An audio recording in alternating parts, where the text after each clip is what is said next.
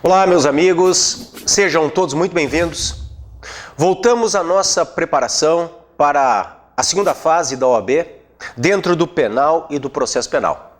Nós trabalhamos nas últimas aulas do penal, vamos começar agora o processo penal. Então vamos para as aulas expositivas de processo penal até chegarmos às peças prático-processuais. A nossa aula de hoje ela é muito importante, ela diz respeito à competência. Muitas questões de segunda fase, seja na peça, sejam nas questões dos problemas, trazem o assunto competência. Então o foco da nossa aula hoje é competência e eu começo trabalhando a diferenciação entre jurisdição e competência. Anota aí no teu material, jurisdição. Jurisdição. Ó, aproxime aqui. Vem de iuris dictio, dizer o direito, né? Iuris dictio. Meus caros, jurisdição é o poder soberano do Estado de dizer o direito. Iuris, direito, dictio, dizer. O poder soberano do Estado de dizer o direito diante de um caso concreto, em substituição à vontade das partes. Isto é jurisdição. O poder soberano do Estado de dizer o direito diante de um caso concreto, em substituição à vontade das partes. Não confunda jurisdição com competência, porque competência é, anote aí, a medida da jurisdição. Ó, aproxime aqui. Competência é a medida da jurisdição. É a medida da jurisdição. O foco da nossa aula hoje diz respeito à competência. Nós vamos analisar a competência em razão do lugar da infração. Ratione loci, se escreve loci, a gente já vai ver. A competência em razão da natureza da infração, em razão da matéria, ratione materiae. E a competência em razão da função especialmente desempenhada pelo agente, ou seja, em função da pessoa, ratione persone ou ratione funcione. Mas olha só, vamos começar a montar o nosso sumário. Eu vou colocar aqui como grande título o assunto competência.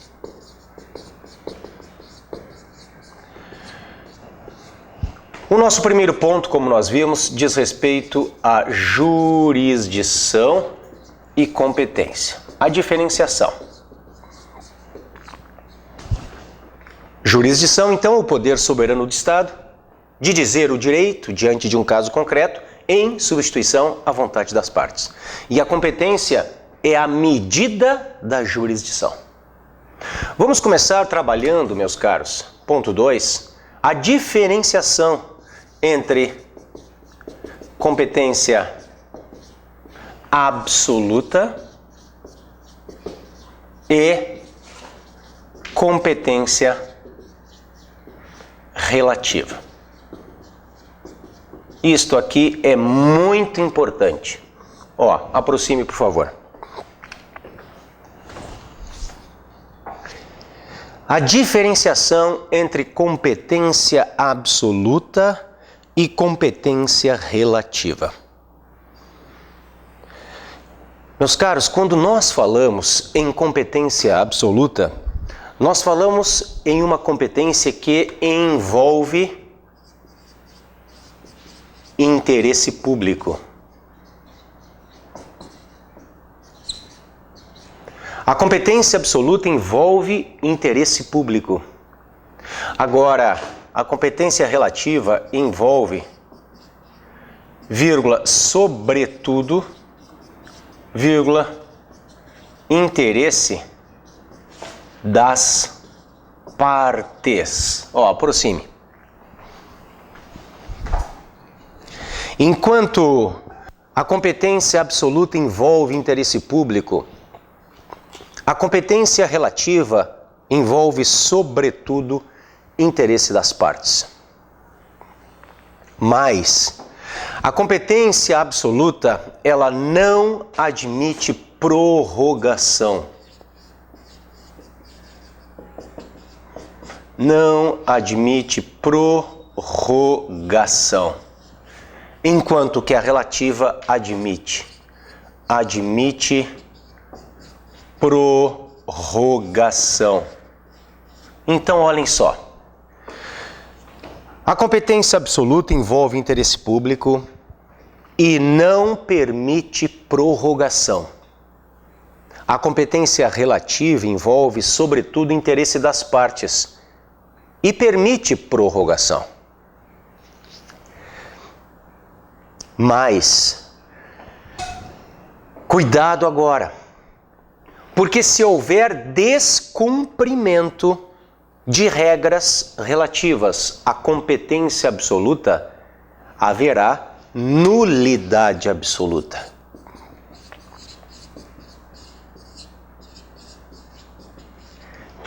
Então veja bem, se forem descumpridas as normas que estão no Código de Processo Penal a respeito da competência absoluta, isto ensejará nulidade absoluta. Nulidade absoluta. E a nulidade absoluta, anota aí, ela pode ser arguída a qualquer tempo.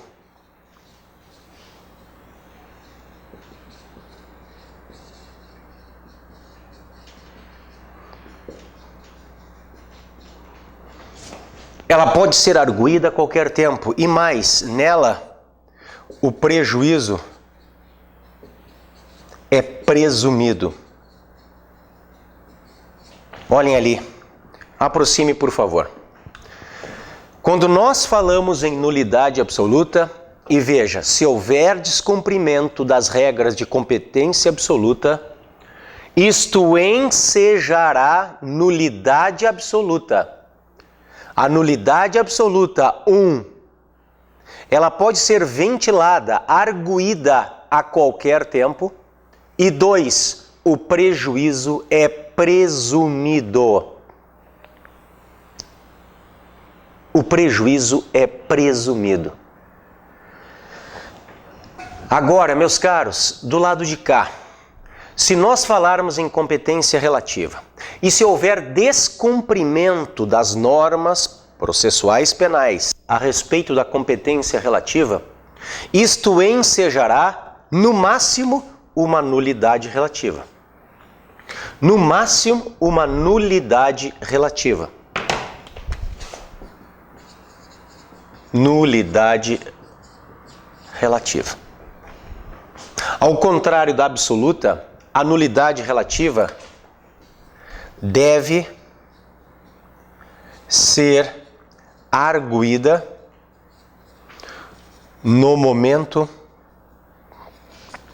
processual oportuno, vírgula, sob pena de preclusão. E mais, o prejuízo deve ser comprovado.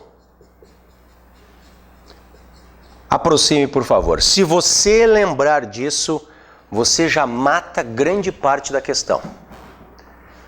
Nulidade absoluta. Olha do lado de lá. Ela pode ser arguída a qualquer tempo e o prejuízo é presumido. Nulidade relativa, do lado de cá, deve ser arguída no momento processual oportuno, sob pena de preclusão, e o prejuízo deve ser comprovado. Então, estas são as principais diferenças entre uma competência absoluta e uma competência relativa. A competência absoluta, como eu disse, envolve interesse público. Ela não permite prorrogação. E se for descumprida, enseja nulidade absoluta. A competência relativa envolve, sobretudo, interesse das partes.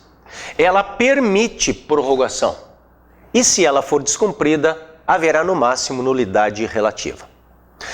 Diferenças entre nulidade absoluta e relativa. A nulidade absoluta, ela pode ser arguída a qualquer tempo, porque ela envolve matéria de ordem pública, pode ser arguída a qualquer tempo e em qualquer grau de jurisdição, porque ela envolve matéria de ordem pública.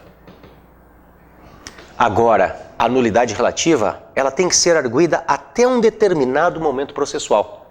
Se não, preclusão, ela não pode mais ser arguída.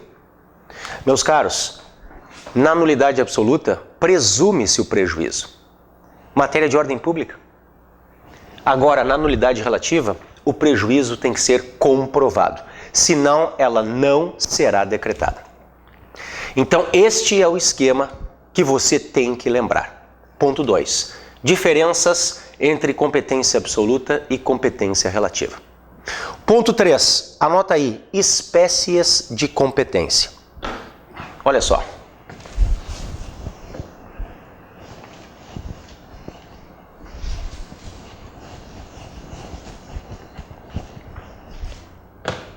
Então, competência absoluta e relativa. Ponto 3. Espécies de competência. Vamos pegar o azul.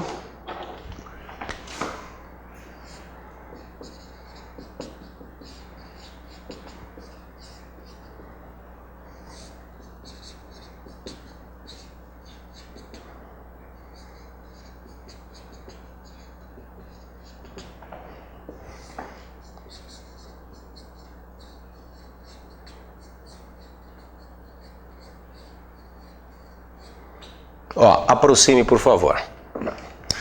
Vamos lembrar do latim, porque o latim é importante. O latim é cobrado pela banca FGV. Nós temos 3 espécies de competência. Então, esta é a classificação. A competência classifica-se em competência, vejam que eu escrevi ratione loci, né? Mas a pronúncia correta do latim é ratione loti. Em razão do lugar, então. Esta primeira é a competência territorial, meus amigos. Olha embaixo. A competência ratione materiae. Eu escrevi ratione, né? Nós pronunciamos ratione materiae. A competência em razão da matéria ou pela natureza da infração. E olhem bem embaixo. Nós temos a competência ratione persone ou ratione functione. A competência que visa a privilegiar o cargo ocupado pela pessoa. Nunca a pessoa. Nunca a pessoa que o exerce, porque isto levaria a uma injusta desigualdade entre os cidadãos. Ou seja, lá embaixo está a famosa prerrogativa de foro, o que alguns chamam de foro privilegiado. Eu prefiro a expressão prerrogativa de foro e não foro privilegiado, porque é da ideia de privilégio de uns em detrimento de outros. Mas vejam, nós temos então a competência territorial, que será o foco desta primeira metade da nossa aula. A competência ratione loti. Nós escrevemos ratione loci, né? Mas pronunciamos ratione loti. Anote agora, esta aqui é relativa. Competência relativa. Nós temos depois a competência em razão da matéria, a competência em razão da natureza da infração penal, a ratione materiae, é assim que nós pronunciamos. Esta aqui, meus amigos, é absoluta.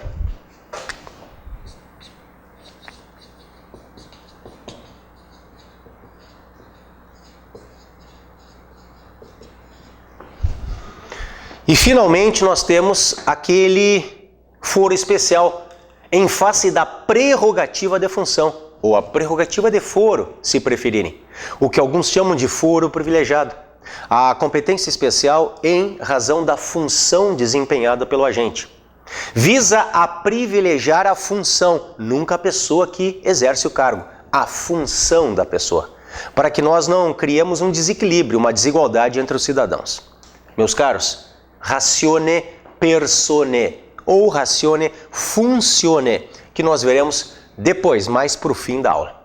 Esta aqui é absoluta também.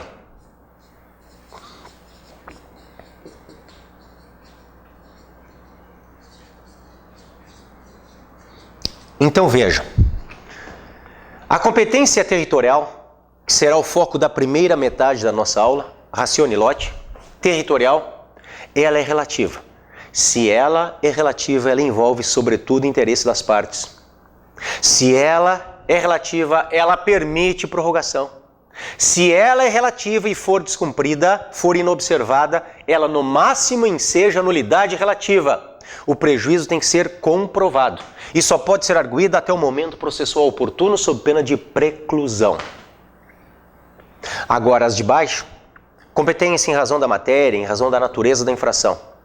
E competência em razão da pessoa, ou seja, em razão da função que esta pessoa exerce, elas são absolutas. Se elas são absolutas, elas envolvem interesse público, matéria de ordem pública. Elas não permitem prorrogação e, se forem inobservadas, ensejam nulidade absoluta. Na nulidade absoluta, o prejuízo é presumido. Na nulidade absoluta, por envolver matéria de ordem pública, pode-se arguí-la a qualquer tempo e em qualquer grau de jurisdição. Vamos lá? O nosso foco agora é a análise de cada uma destas três espécies de competência. Joia? Coloque o ponto 4, vamos começar pela competência territorial. Eu vou apagar o quadro inteiro, coloco o 4 lá em cima, porque nós precisamos do quadro. Vamos lá? Competência ratione lote, competência territorial.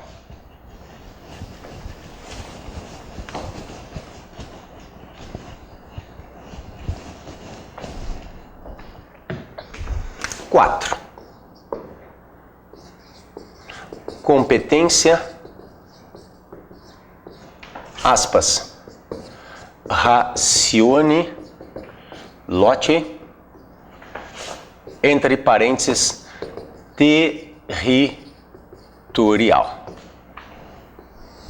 Competência ratione lote, a competência territorial.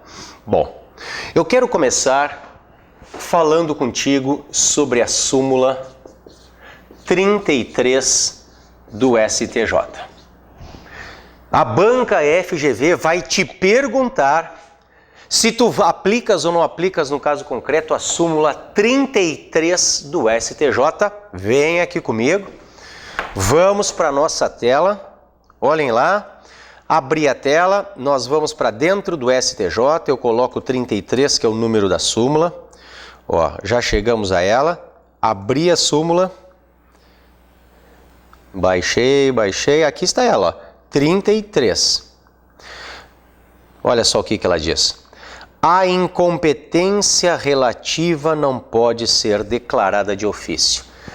Meus caros, isto não vale para o processo penal.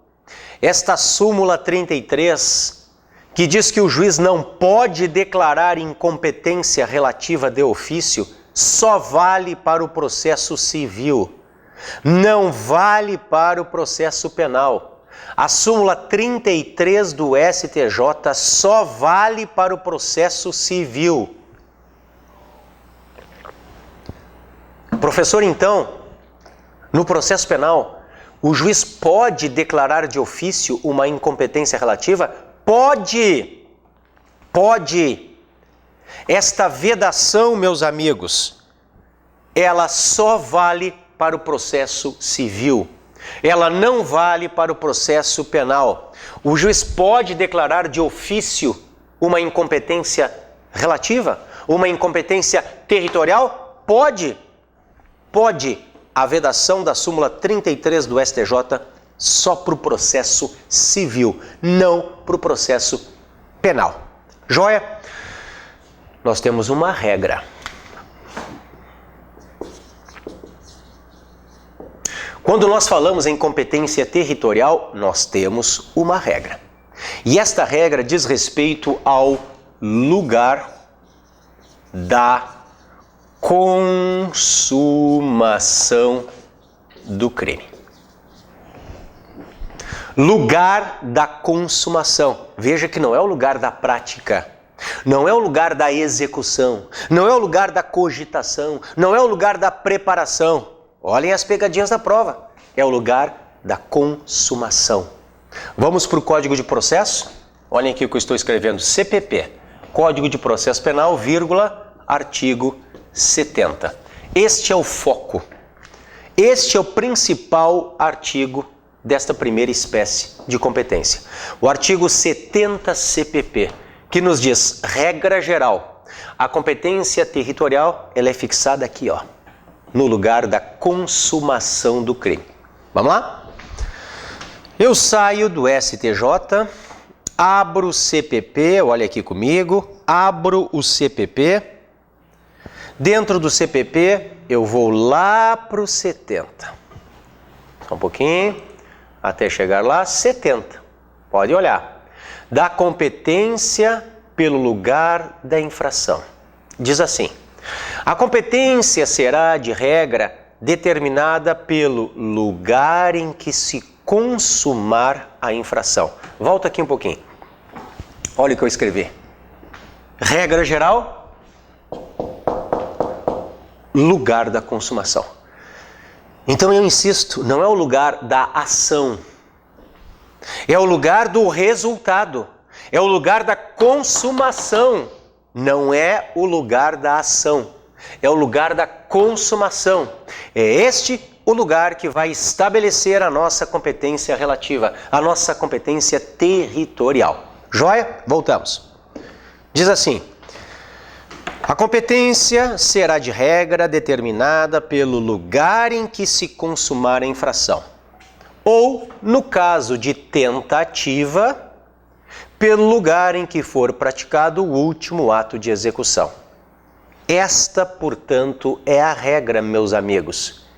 A competência será, de regra, determinada pelo lugar em que se consumar a infração, ou, no caso de tentativa, pelo lugar em que for praticado o último ato de execução. Se você lembrar disso, você já mata muitas questões. Então, qual é a regra geral mesmo na competência territorial, na competência pelo lugar da infração? É o lugar da consumação. Olha aqui comigo.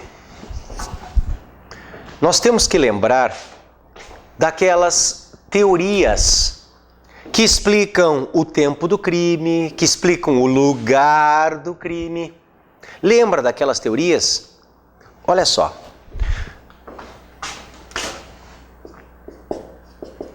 Teorias eu escrevi.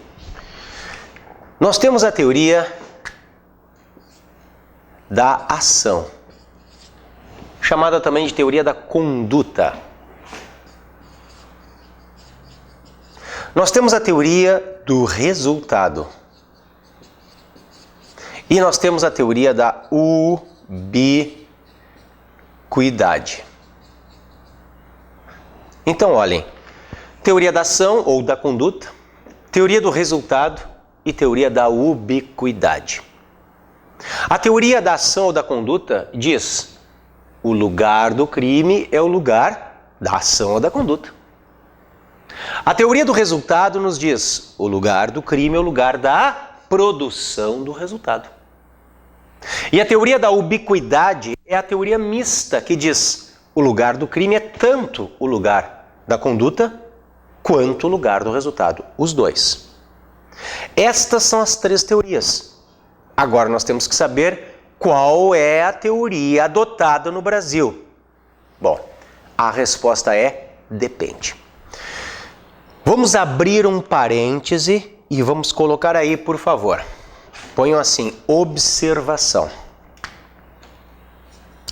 Crimes à distância versus crimes plurilocais. Ó, aproxime, por favor. Vamos ver a diferença entre crimes à distância e crimes plurilocais.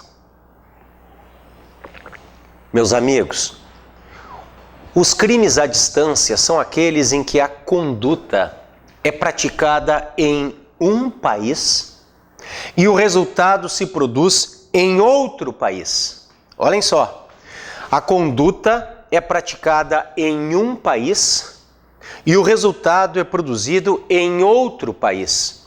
Então, os crimes à distância envolvem dois países.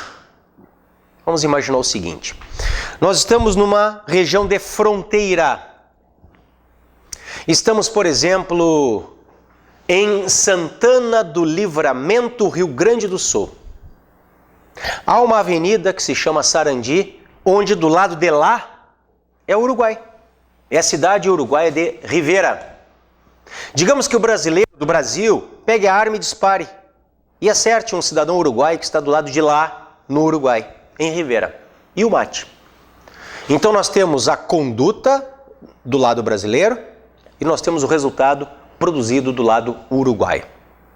É um exemplo típico de crimes à distância. São crimes que envolvem dois países. Conduta em um país, resultado no outro país. Muito bem. Os crimes à distância, eles são resolvidos na forma do artigo 6º do Código Penal. Artigo 6º do Código Penal. É ele que nos diz a regra dos crimes à distância. Vem aqui. Olhem só. Eu saio do CPP e vou para o CP, cuidem onde eu estou, Código Penal. Dentro do Código Penal, eu baixo para o artigo 6º, lugar do crime. Considera-se praticado o crime no lugar em que ocorreu a ação ou omissão, no todo ou em parte, bem como onde se produziu ou deveria produzir-se o resultado. Então vejam, lugar do crime é o lugar da ação, bem como o lugar onde se produziu ou deveria produzir-se o resultado. Os dois. É tanto o lugar da conduta quanto o lugar do resultado. E esta regra do artigo 6º do Código Penal, repito, ela vale para os crimes à distância, aqueles que envolvem dois países. Então, meus caros, vem aqui. Os crimes à distância são resolvidos pelo artigo 6º do Código Penal, no qual vem a orientação dada pela teoria da ubiquidade. Olha ali. O artigo 6º do CP adota a teoria da ubiquidade. É ela que explica os crimes à distância, aqueles que envolvem dois países. Conduta em um país, resultado no outro país. Joia? Olha aqui embaixo então. Não confunda crimes à distância com crimes plurilocais. Crimes plurilocais, anote aí, são aqueles em que a conduta ocorre em uma comarca, a conduta ocorre em uma comarca e o resultado se produz em outra comarca. Então a conduta ocorre em uma comarca e o resultado se produz em outra comarca, vírgula, ambas dentro do mesmo país. Ambas dentro do mesmo país. Em uma comarca, resultado em outra comarca, ambas dentro do mesmo país. Então, enquanto os crimes à distância envolvem 2 países, os crimes plurilocais envolvem apenas um país. O crime começa em uma comarca e termina na outra. Enquanto os crimes à distância têm como fundamento o artigo 6º do CP, os plurilocais têm como fundamento o 70 CPP. Vamos colocar aqui? Artigo 70 CPP. E como nós vimos no 70 CPP, a teoria não é a da ubiquidade, é a do resultado. É lugar da consumação, né? Teoria do resultado. Aproxime aqui. Então, faça esta diferença, ela é muito importante, entre os crimes à distância e os crimes plurilocais.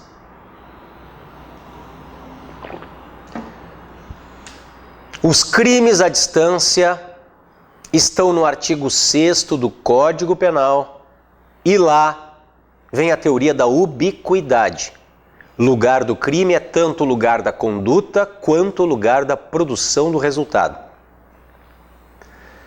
Já os plurilocais, aqueles que envolvem um só país, embora comarcas diversas, eles estão no artigo 70 do CPP e lá no 70 do CPP está a teoria do resultado, porque lá se fala em lugar da consumação. Deixa eu te mostrar de novo o 70 CPP. Vem aqui. Olha só.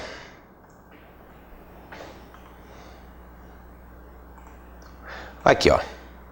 A competência será de regra determinada pelo lugar em que se consumar a infração. Lugar da consumação é o lugar da produção do resultado, meus amigos. Lugar da consumação é o lugar da produção do resultado. É por isso que aqui no 70 CPP nós temos a teoria do resultado. Enquanto lá no artigo 6º do Código Penal nós temos a teoria da ubiquidade. Enquanto aqui no artigo 6º do Código Penal nós temos a teoria da ubiquidade. Aqui no artigo 6º, onde são envolvidos 2 países, a conduta em um país e o resultado no outro país. Aqui no artigo 70 CPP é a teoria do resultado. Existe um país envolvido, embora comarcas diversas. Tá aí. Então vamos lá. Vejam aqui comigo. Existem 3 teorias que explicam o lugar da infração penal. A teoria da ação ou da conduta, que fala o lugar do crime é o lugar da ação ou da conduta. A teoria do resultado, que diz lugar do crime é o lugar da produção do resultado. E a teoria da ubiquidade ou mista, que fala são os 2. O lugar do crime é tanto o lugar da conduta quanto o lugar da produção do resultado. Nós vimos que para os crimes à distância, aqueles que envolvem 2 países, nós adotamos a teoria da ubiquidade. Aqui está ela. E que para os crimes plurilocais, que estão no artigo 70 CPP, que envolvem um país, embora comarcas diversas, adotamos a teoria do resultado. Eu quero te trazer agora uma observação. Nós vamos colocar assim, ó, observação.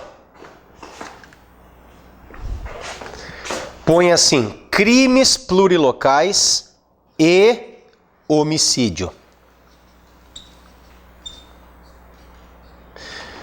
Aproxime ali.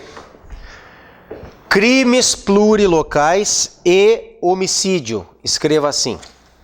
Crimes plurilocais e homicídio. Por que eu estou trazendo esta particularidade, meus amigos? Vamos pensar no seguinte caso. Vamos pensar naquele fato que aconteceu lá no interior.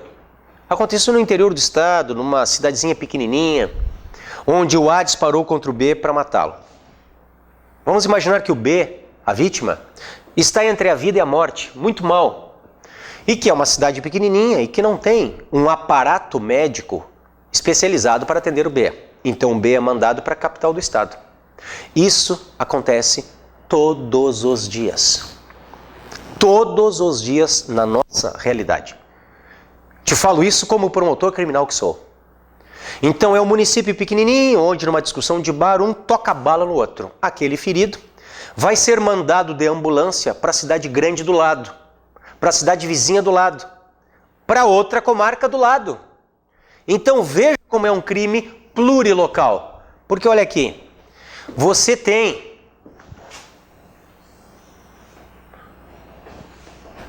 a comarca A e a comarca B. É na comarca A que aconteceu a conduta. O A disparou contra o B. Mas o B vai ser encaminhado para o hospital da cidade grande do lado e ele vai morrer na comarca B. Resultado. Veja se não é um crime plurilocal. Mas o que se entende quando nós trabalhamos com homicídio aqui? Se entende o seguinte: onde estão as testemunhas? São os frequentadores do bar da comarca A. Onde a perícia vai trabalhar? Onde é que tem o buraco o furinho da bala lá no bar? Na comarca A. E mais, onde a ordem social foi quebrada? Na comarca A. Nós temos que fazer o júri do atirador na comarca A. De que adiantaria fazer júri na comarca B, numa cidade grande do lado? Negativo. Nós temos que restaurar a ordem social na comarca A. É por isso que aqui, quando nós temos um crime plurilocal, mas envolvendo homicídio, excepcionalmente, nós vamos adotar a teoria da atividade. Vejam, eu botei em azul de propósito porque é exceção. Por que é exceção? Porque a regra, para os plurilocais, é o resultado, está no 70 CPP. Agora, meus amigos, se nós adotássemos a teoria do resultado para esses casos, não tinha mais júri no interior. Não tinha mais júri no interior. Nesses casos em que a vítima ferida é encaminhada para a cidade grande do lado, bom, não tinha mais júri na comarca pequenininha. Então o sujeito lá no interior é ferido, é trazido para Porto Alegre e morre no HPS de Porto Alegre. Bom, todos os júris seriam em Porto Alegre. Não haveria mais júri lá no interior. Nós temos que restaurar a ordem social lá no interior e não em Porto Alegre. É lá que o morador da cidade pequenininha quer saber o que aconteceu, é lá que ele se importa com este fato. Então, excepcionalmente, para o homicídio, nós não vamos adotar a teoria do resultado, mas a teoria da atividade. Queres ver? Eu te mostro. Isto é jurisprudência do STJ, tá? Vai ali. Olha só, abriu o STJ. Ó, estamos na pesquisa STJ. Eu vou colocar aqui a seguinte decisão de número 95853. É uma decisão de 2012, ela é bem importante.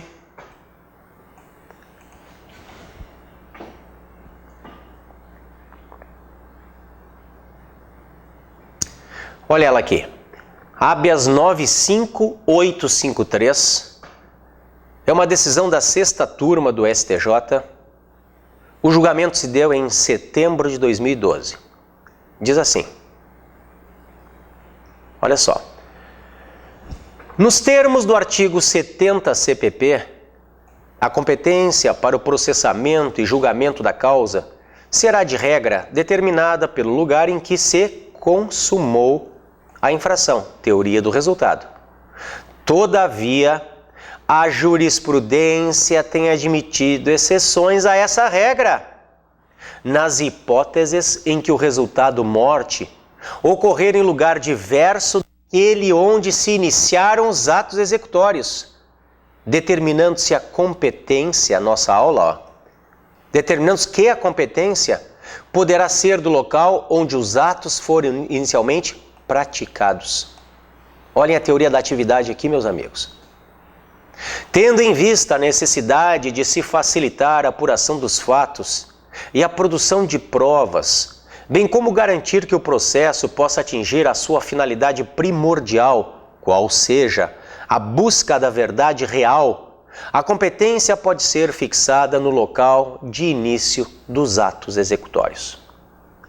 Olhem que decisão interessante. Que decisão boa. Voltei para quem não pegou a fonte, ó. Habeas 95853 do STJ.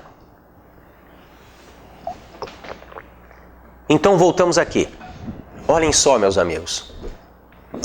Nós temos 3 teorias que explicam o lugar do crime. A teoria da ação ou da conduta, lugar do crime é o lugar da ação ou da conduta. A teoria do resultado, lugar do crime é o lugar da produção do resultado. E a teoria mista ou da ubiquidade, lugar do crime, são os dois. É tanto o lugar da conduta quanto o lugar do resultado. Bom, e depois eu te expliquei crimes à distância e crimes plurilocais. Os à distância envolvendo 2 países, conduta em um país, resultado no outro país. O fundamento é o artigo 6º do Código Penal, que adota a teoria da ubiquidade. Lugar, portanto, do crime é tanto da conduta quanto o da produção do resultado.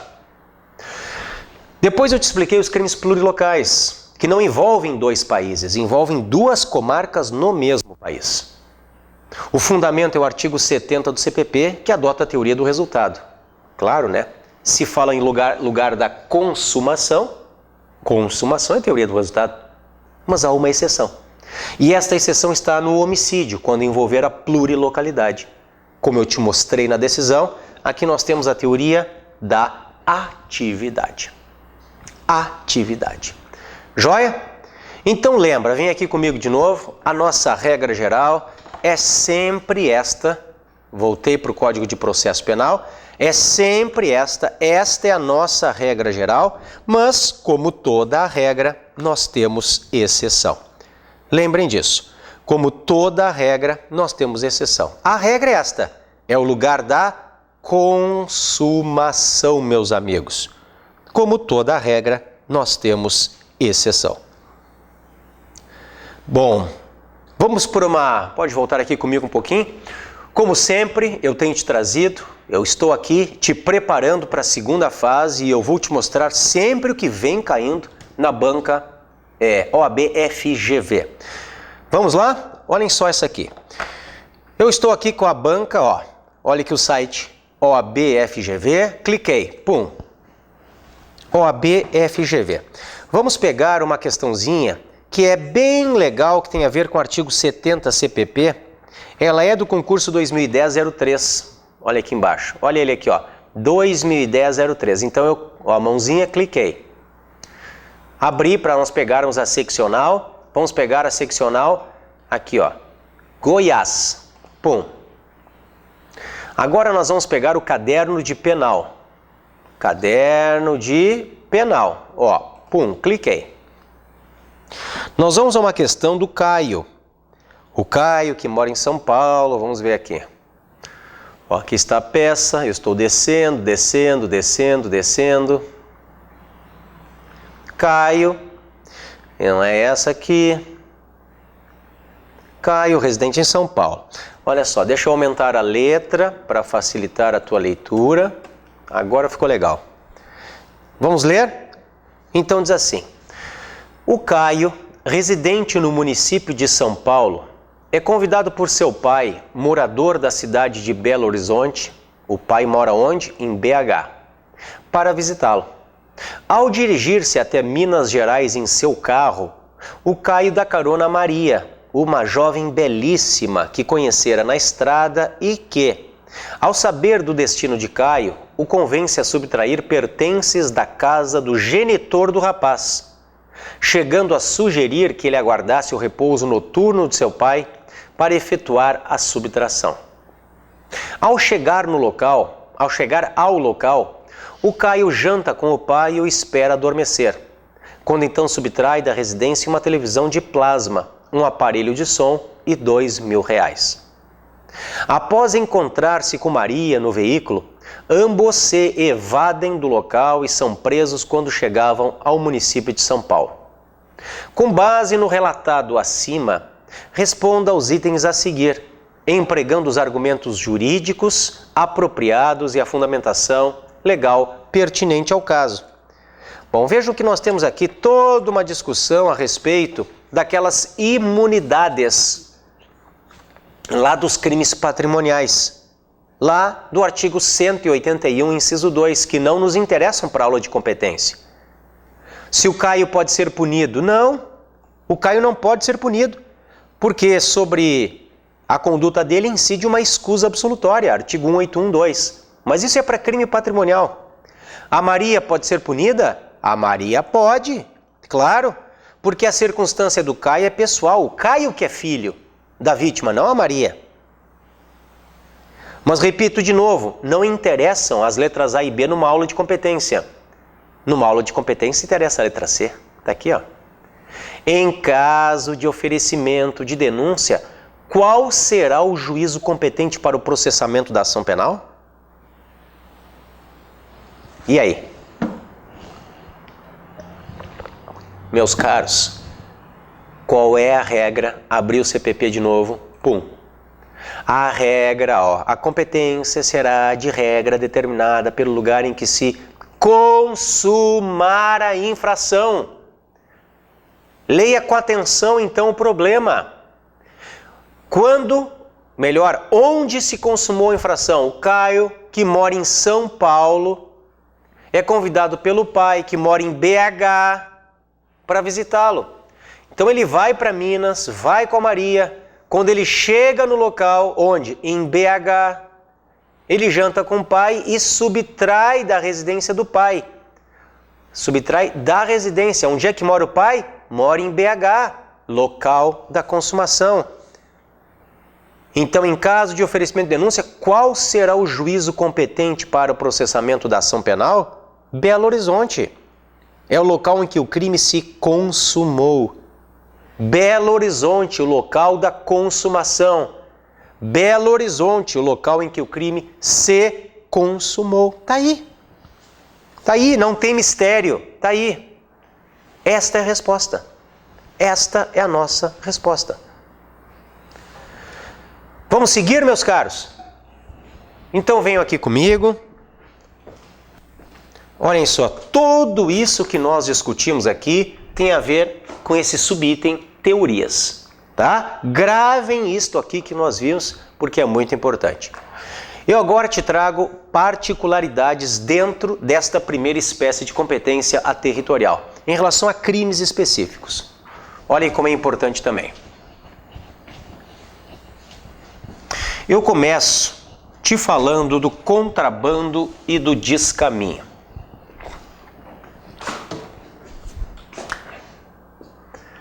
Contrabando mais descaminho. Lembrando que estes dois crimes estavam juntos, os dois no artigo 334 do Código Penal, os dois com a mesma pena, o que é um absurdo, porque contrabando é mais grave que descaminho. Contrabando é importar ou exportar mercadoria proibida. O objeto material do crime é mercadoria proibida. Ao passo que descaminho é sonegação fiscal. Descaminho lida com mercadoria permitida, só que não há o pagamento dos tributos devidos. Então, hoje eles estão separados. No meio do ano passado, no meio de 2014, nós tivemos a edição de uma lei. E esta lei separa os dois crimes. O 334 hoje só traz descaminho. E é criado um 334A para o contrabando. Deixa eu te mostrar. Voltei para o Código Penal. Dentro do Código Penal nós vamos lá para o 334. Mais um. Olha só. Vejam que o 334, cadê ele? Está aqui, ó. O 334 hoje fala só do descaminho. Iludir no todo ou em parte o pagamento de direito ou imposto devido pela entrada, pela saída ou pelo consumo de mercadoria. Olhem a pena do descaminho, 1 a 4. Agora comparem com a pena do contrabando. Baixei para o 334A. Importar ou exportar mercadoria proibida. 2 a 5. Contrabando é mais grave que descaminho. É por isso, meus amigos, venham aqui, que princípio da insignificância só se admite no descaminho. É impensável o princípio da insignificância no contrabando. Contrabando não aceita princípio da insignificância. Só o descaminho aceita. Com aquela discussão. Até R$10.000 de valor sonegado? Como diz o artigo 20 da Lei 10.522 de 2002? Ou até R$20.000 de valor sonegado? Como diz o artigo 1º, inciso 2 da Portaria do Ministério da Fazenda 75/2012? Há duas posições. Agora, que cabe insignificância no descaminho, isso cabe. O que se discute é até qual o valor sonegado, 10.000 ou 20.000? Esta é a discussão. Bom, mas o nosso foco é competência. Então, qual é o juízo competente para processar e julgar estes dois crimes? Eu começo te mostrando a Constituição Federal. Olhem aqui. Ó, cadê ela? A Constituição está aqui. Na Constituição nós vamos lá para o 144. Olha lá, que traz a segurança pública. A segurança pública, dever do Estado, direito e responsabilidade de todos, é exercida para preservação da ordem pública e da incolumidade das pessoas e do patrimônio através dos seguintes órgãos: Polícia Federal, etc, etc, etc. Vamos para a Federal. Aqui, ó. Parágrafo 1º. A Polícia Federal, instituída por lei como órgão permanente, organizado e mantido pela União e estruturado em carreira, destina-se a... Meus caros, eu quero que vocês vejam o inciso 2. Prevenir e reprimir o tráfico ilícito de entorpecentes e drogas afins, olhem eles aqui, o contrabando e o descaminho, sem prejuízo da ação fazendária e de outros órgãos públicos nas respectivas áreas de competência. Olhem eles aqui. Se o contrabando e o descaminho são investigados pela Polícia Federal, artigo 144, parágrafo 1º e inciso 2 da Constituição, se o contrabando e o descaminho são investigados por uma Polícia Federal, bom, é certo, meus amigos, que a denúncia é oferecida pelo MPF, né? Pelo Ministério Público Federal, e o juiz que irá julgar contrabando e descaminho é o juiz federal. Ok. Mas qual o juiz federal? Da apreensão dos bens. Ah, professor, onde é que está isto? Súmula do STJ. Atenção, hein? Importante para a tua prova. Vamos lá? Súmula 151 do STJ. Abri o STJ de novo. Vou colocar aqui o número da súmula 151. Olha só. Aqui está ela, súmula 151 do STJ, que diz assim. Olha aqui.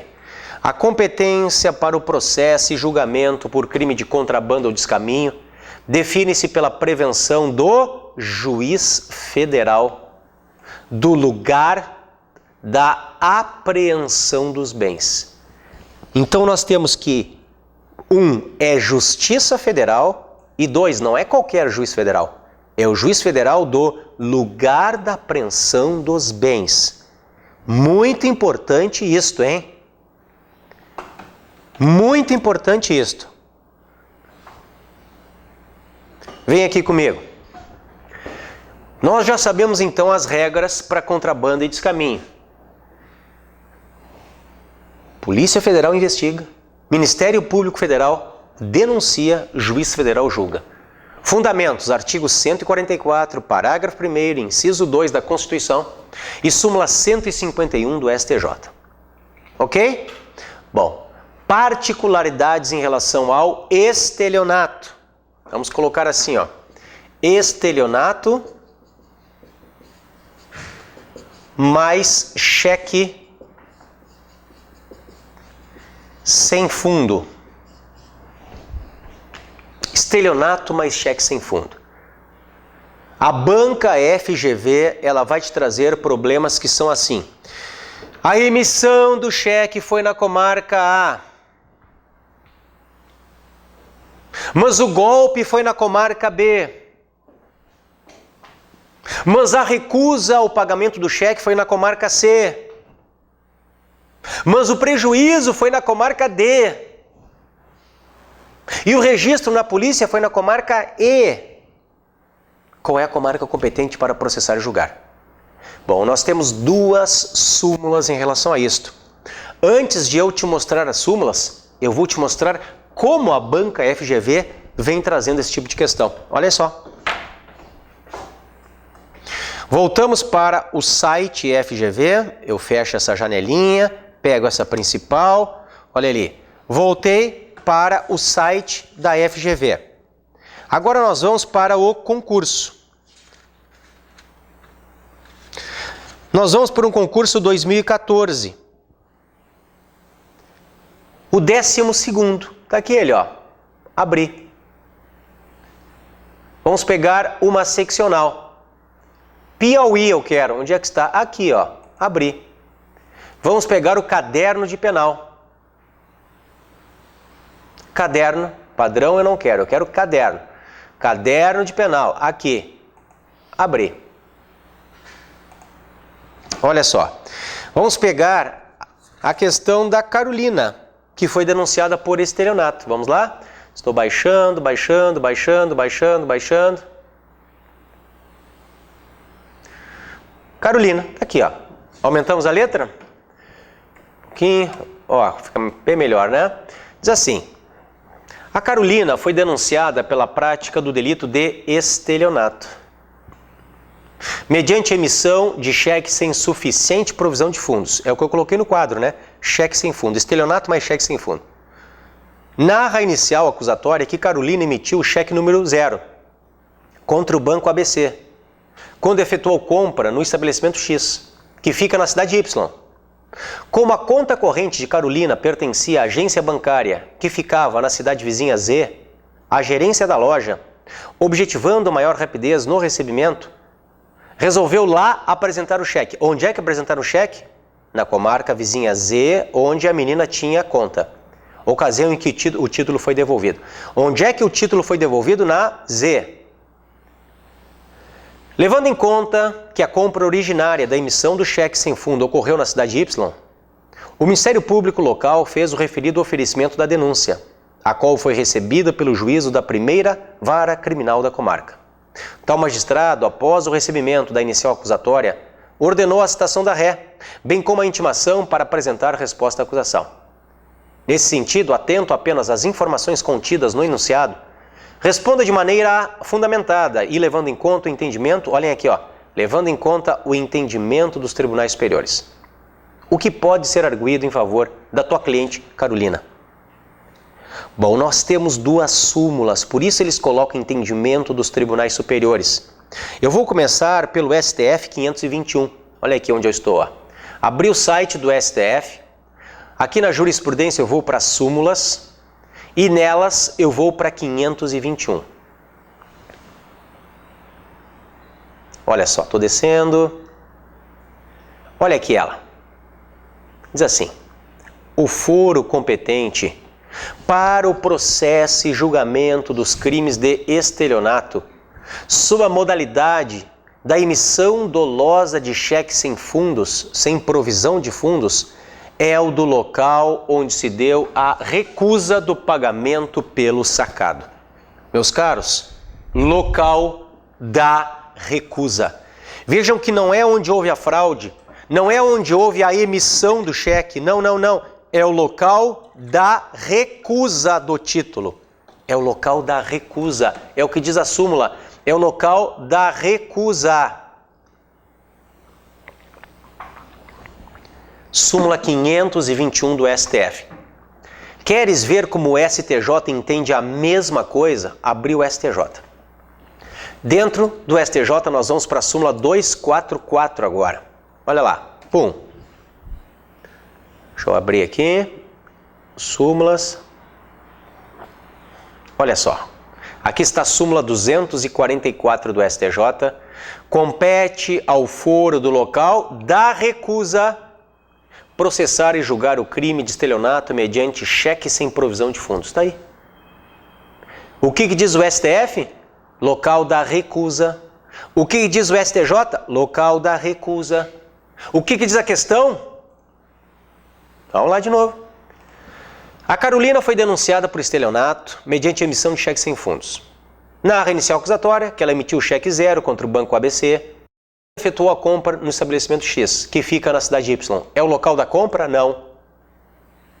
Como a conta da Carolina pertencia à agência bancária, que ficava na cidade Z, a gerência da loja, objetivando maior rapidez no recebimento, resolveu lá onde? Lá na Z, apresentar o cheque, ocasião em que o título foi devolvido. Opa! Foi devolvido? O que diz a súmula do STF? É o local da recusa, da devolução.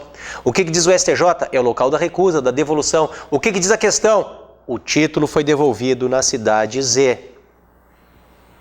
Meus caros, aqui, como advogado da Carolina, você deveria arguir uma exceção de incompetência ou uma preliminar de incompetência na resposta à acusação. O estelionato, meus amigos, ele se consuma onde ocorre o efetivo prejuízo econômico. E o efetivo prejuízo se deu no lugar da recusa, conforme a súmula 521 do STF, conforme a súmula 244 do STJ. Onde é que o título foi recusado, devolvido?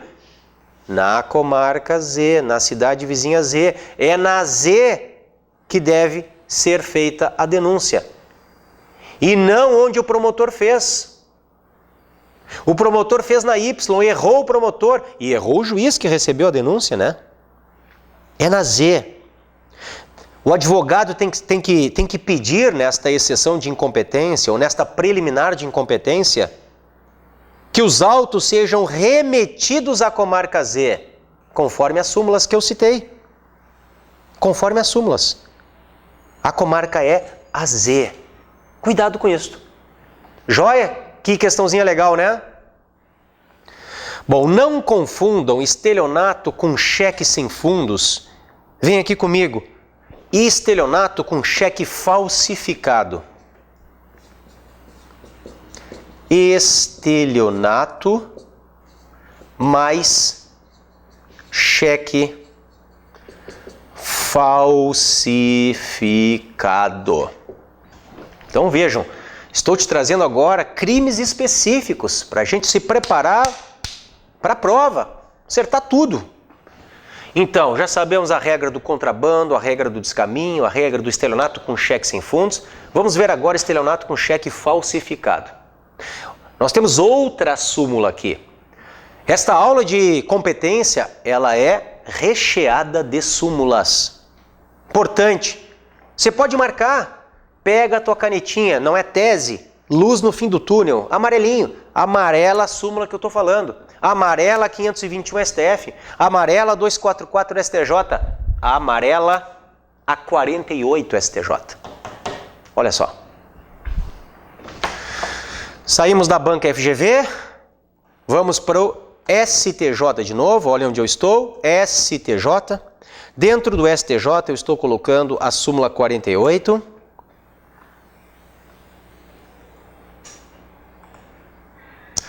Baixei.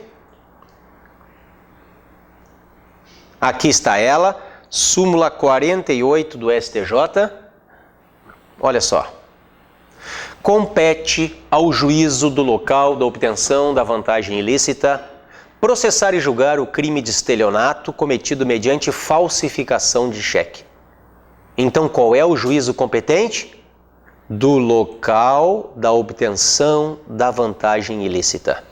Cheque falsificado e estelionato, então, competência do local da obtenção da vantagem ilícita.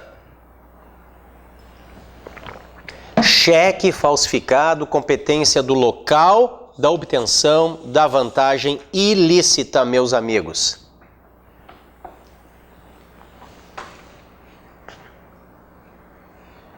Mas, seguimos, vem aqui. Se nós estivermos diante de crimes continuados e permanentes. Os crimes continuados estão no artigo 71 do Código Penal. Os crimes continuados são aqueles que envolvem infrações penais da mesma espécie, praticadas em condições semelhantes de tempo, lugar e modo de execução, de tal forma que as subsequentes são uma continuação da primeira. Lembra da nossa aula sobre o concurso de crimes. Nós vimos isto. O crime continuado está no artigo 71 do Código Penal. Joia. E os crimes permanentes? Os crimes permanentes são aqueles cuja consumação se protrai, se prolonga no tempo, como por exemplo o cárcere privado. Enquanto a vítima está no cativeiro, aquele crime está ocorrendo. Então nós temos esta questão do crime continuado e do crime permanente. Por exemplo, digamos que o cativeiro seja móvel. Por exemplo, o cativeiro é móvel. Digamos que a menina, que é filha de um empresário rico e famoso, de quem é requisitado, é extorquido dinheiro, essa menina esteja num cativeiro móvel, dentro de um motorhome, por exemplo, e esse crime seja praticado na comarca A, e o motorhome anda para a comarca B, e vai para a região metropolitana, e vai para uma cidade e volta. Como é que nós resolvemos a competência? Digamos que nós temos várias comarcas. E aquele cativeiro móvel começa aqui. Só que como ele é móvel, ele vai andando, ele vai andando, ele vai andando. Digamos que seja preso aqui. Nós temos que saber qual é o juízo competente. Deixa eu te mostrar uma coisinha na lei. Olhem só. Eu vou voltar para o Código de Processo Penal, tá? Olha lá. Saio daqui do STJ, abro o CPP e vou para o 71, que diz assim: tratando-se de infração continuada, olhem o crime continuado, ou permanente, olhem o crime permanente, praticada em território de duas ou mais jurisdições, a competência afirmar-se-á pela prevenção. Olha só. Prevenção, meus amigos. Prevenção, meus caros. Prevenção. Eu aproveito e te mostro o artigo 83 do CPP, que diz assim, 8.3. Olhem aqui, da competência por prevenção.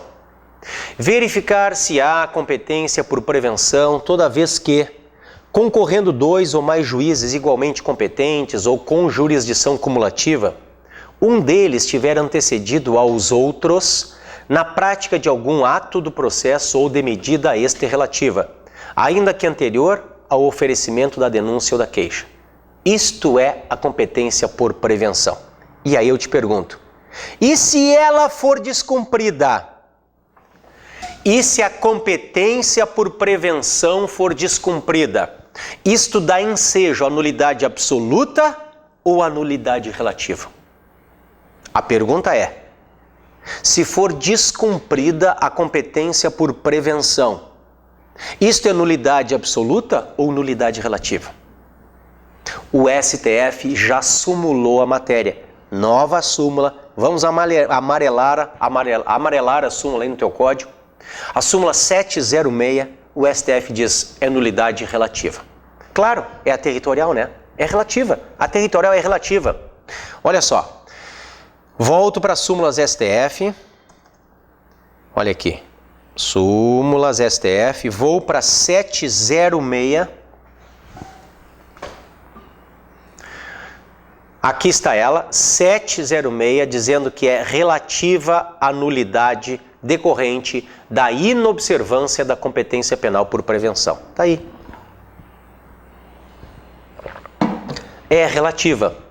Relativa à nulidade decorrente da inobservância da competência penal por prevenção. É relativa. Descumpriu prevenção, não tem problema, é relativa. É relativa, não é absoluta. Isto é muito importante também. Ok? Súmula 706 do STF. Mais uma coisinha, vem aqui comigo.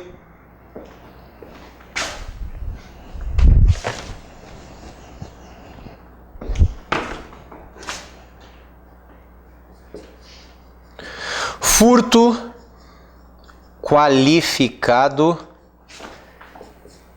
pela fraude mais internet. Esse é um caso, meus amigos, que nós enfrentamos todos os dias hoje.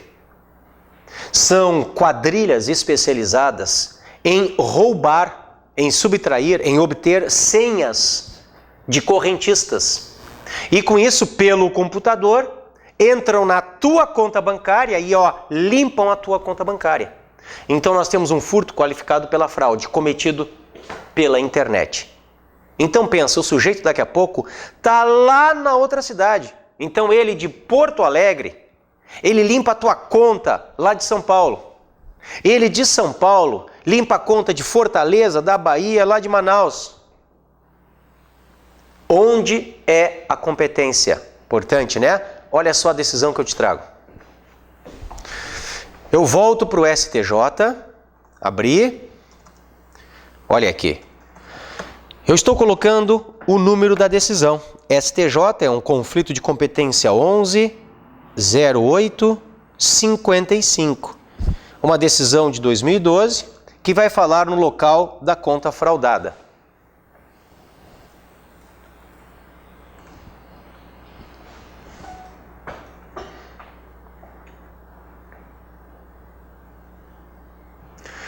Tô chegando, cheguei. Agravo regimental no conflito de competência 11.08.55. Terceira sessão do STJ, isso aqui é importante porque reúne as duas turmas criminais, a quinta e a sexta. A decisão ocorreu em junho de 2012 e diz assim, olha só. Esta corte firmou compreensão segundo a qual a competência para o processo e julgamento do crime de furto mediante fraude, consistente na subtração de valores de conta bancária por meio de cartão magnético supostamente clonado, se determina pelo local em que o correntista detém a conta fraudada. Local em que o correntista detém a conta fraudada. Local da conta fraudada. Lembre disso. Local da conta fraudada. Mais uma coisinha. Olha só. Eu vou abrir aqui a Lei 9.099. A Lei do Juizado Especial Criminal. Abri. Olha ela aí. Por quê? Porque eu quero te lembrar, vem aqui comigo, daquilo que são as IMPO. Isto vai definir competência também. Vai para a Justiça Comum? Ou você vai dirigir a sua peça para o juiz do Juizado Especial Criminal? Afinal de contas, o que é uma IMPO? Infração de menor potencial ofensivo. O que é uma IMPO? Infração de menor potencial ofensivo. As IMPO estão lá na 9.099, artigo 61. Olhem aqui comigo. Então eu estou com a 9.099 aberta na tela. Vou colocar o 61, que diz assim, olhem só. 61. Consideram-se IMPO, infração penal de menor potencial ofensivo, para os efeitos desta lei, cuidem as contravenções penais, todas elas, e os crimes a que a lei comine pena máxima não superior a 2 anos, cumulado ou não com a multa. Então são IMPO todas as contravenções e os crimes com pena até 2. Crimes com pena até 2 anos. Isto também é importante, isto também cai cai direto. Nós temos que saber se isso vai ou não vai para o juiz do JEC, ou vai ou não vai para o juiz criminal. Querem ver? Vou provar para vocês. Olhem aqui. Voltei para a banca FGV. Voltei. Vou colocar o concurso de 2011, aquele quinto. Está aqui o quinto, ó. Quinto exame de ordem unificado. Pum, cliquei. Vamos abrir a seccional. Olha lá. Tocantins. Beleza. Agora nós vamos para o Antônio, pai do jovem, dentro da prova de penal, caderno de prova. Abrir. Ó, vamos baixar para o seu Antônio. Onde é que está o seu Antônio? Antônio, pai de um jovem, está aqui. Aumento a letra, pum, pum, olha lá. Antônio, pai de um jovem hipossuficiente preso em flagrante delito, recebe de um serventuário do Poder Judiciário Estadual a informação de que Jorge, defensor público criminal com atribuição para representar o seu filho, solicitar a quantia de R$2.000 para defendê-lo adequadamente. Indignado, Antônio, sem averiguar a fundo a informação, mas confiando na palavra do serventuário, escreve um texto reproduzindo a acusação e o entrega ao juiz titular da vara criminal em que Jorge funciona como defensor público. Ao tomar conhecimento do ocorrido, o Jorge apresenta uma gravação em vídeo da entrevista que fizera com o filho de Antônio, na qual fica evidenciado que jamais solicitara qualquer quantia para defendê-lo e representa criminalmente pelo fato. O MP oferece denúncia perante o Juizado Especial Criminal, atribuindo a Antônio o cometimento do crime de calúnia, praticado contra funcionário público em razão das suas funções, nada mencionando acerca dos benefícios previstos na Lei 9.099 de 95. Designada audiência de instrução e julgamento, recebida a denúncia, ouvidas as testemunhas, interrogado o réu e apresentadas as alegações orais pelo MP, na qual pugnou pela condenação na forma da inicial, o magistrado concede a palavra a Vossa Senhoria para apresentar alegações finais orais. Em relação à situação acima, responda aos itens a seguir, empregando os argumentos jurídicos apropriados e a fundamentação legal pertinente ao caso. Letra A. O Juizado Especial Criminal é competente para apreciar o caso em tela? Essa é a pergunta. Meus caros, Antônio faz jus a benefícios da 9.099, Antônio praticou crime. As letras B e C não nos interessam na aula de competência, interessa a A. A A interessa na aula de competência. O juizado é competente? Não é! Não é! Porque o crime, ele foi praticado contra funcionário público em razão de suas funções.